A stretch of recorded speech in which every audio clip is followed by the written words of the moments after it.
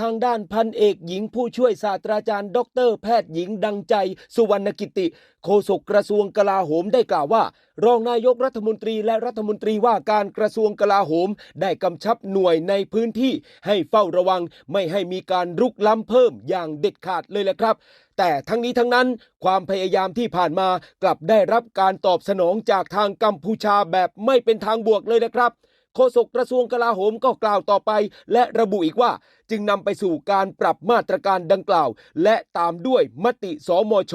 แล้วก็ให้ทางกองทัพนำแผนไปปฏิบัติส่วนทางด้านกองทัพบกนั้นพลตรีวินไทยสุวารีโฆษกกองทัพบกก็ได้ชี้แจงเพิ่มเติมนะครับว่าการดำเนินการตามคำสั่งดังกล่าวไม่ได้เป็นการใช้มาตรการสูงสุดในทันทีแต่ว่าเป็นแนวทางปฏิบัติแบบเป็นขั้นเป็นตอนโดยพิจารณาจากระดับความรุนแรงของสถานการณ์ในแต่ละพื้นที่เน้นจากเบาไปหาหนักตามความเหมาะสมซึ่งก็แบ่งออกเป็น4ขั้นตอนดังต่อไปนี้ครับ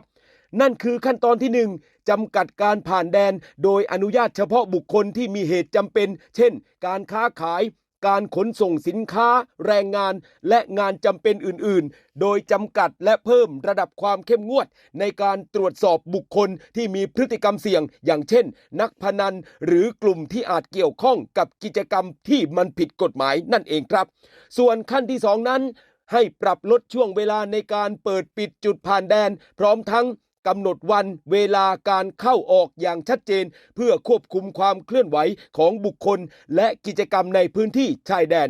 มาถึงขั้นที่3ครับขั้นที่3ก็ปิดจุดผ่านแดนบางจุดโดยพิจารณาจากจุดที่มีความเสี่ยงสูงหรือมีข้อมูลด้านความมั่นคงที่อาจนำไปสู่การรุกล้ำหรือการก่อเหตุจากฝ่ายตรงข้าม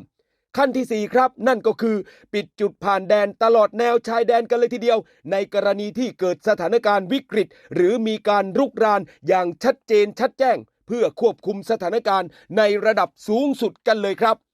ทีนี้ทางโฆษกกองทัพบกก็ยังย้ำอีกว่ามาตรการดังกล่าวนั้นได้มอบอำนาจให้กองกำลังบูรพาและกองกำลังสุรนารีเป็นผู้พิจารณากำหนดรายละเอียดหลักเกณฑ์และเงื่อนไขในการปฏิบัติให้มันสอดคล้องกับสถานการณ์ของแต่ละพื้นที่โดยมีเป้าหมายสำคัญนั่นก็คือการรักษาความสงบเรียบร้อยในพื้นที่ชายแดนและความปลอดภัยของประชาชนครับ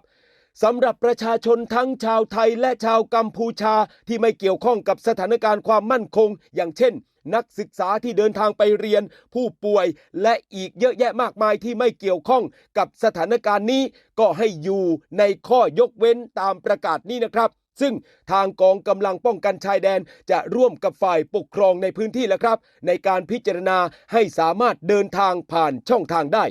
กองทัพบกก็ขอให้พี่น้องประชาชนในพื้นที่ชายแดนได้มั่นใจนะครับว่าการดำเนินการใดๆจะคำนึงถึงผลกระทบต่อประชาชนอย่างรอบคอบและจะปรับมาตรการให้มันเหมาะสมตามพัฒนาการของสถานการณ์อย่างต่อเนื่องเป็นขั้นเป็นตอนตามลำดับที่ผมได้ชี้แจงไปแล้วนะครับไม่ว่าจะเป็นขั้นที่1ขั้นที่2ขั้นที่3และขั้นที่4นั่นเองครับ